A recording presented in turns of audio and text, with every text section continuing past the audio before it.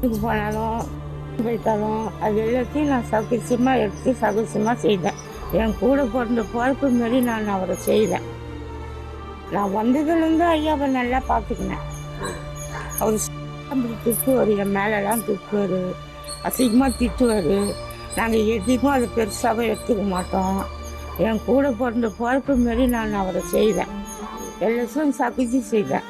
இதுக்கு போனாலும் போயிட்டாலும் அது எல்லாத்தையும் நான் சகசியமாக எடுத்து சகசியமாக செய்தேன். அதனால் நல்லா பார்த்துக்கணும். அவருக்கு என்னன்றதெல்லாம் திடீர்னு இது மாதிரி ஆகிப்போச்சு.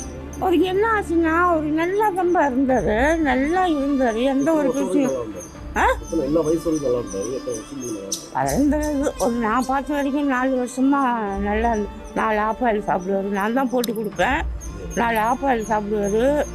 கஞ்சி குடிப்பார். கெவுரு மாவு, சத்து மாவு கஞ்சி கலக்கி கொடுப்போம், அதை குடிப்பார். மதியானத்துக்கு மேலே சாப்பிடுவார்.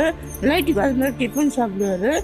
இப்போ ஒரு வாரமாக தான் அவர் ரொம்ப சீரியஸ் ஆகிட்டார். ரொம்ப சீரியஸ் ஆகிட்டாருன்னா சாப்பிட முடியல. அவருக்கு தொண்டை முழுங்க முடியாமல் சாப்பிட முடியாமல் ஆயிடுச்சு.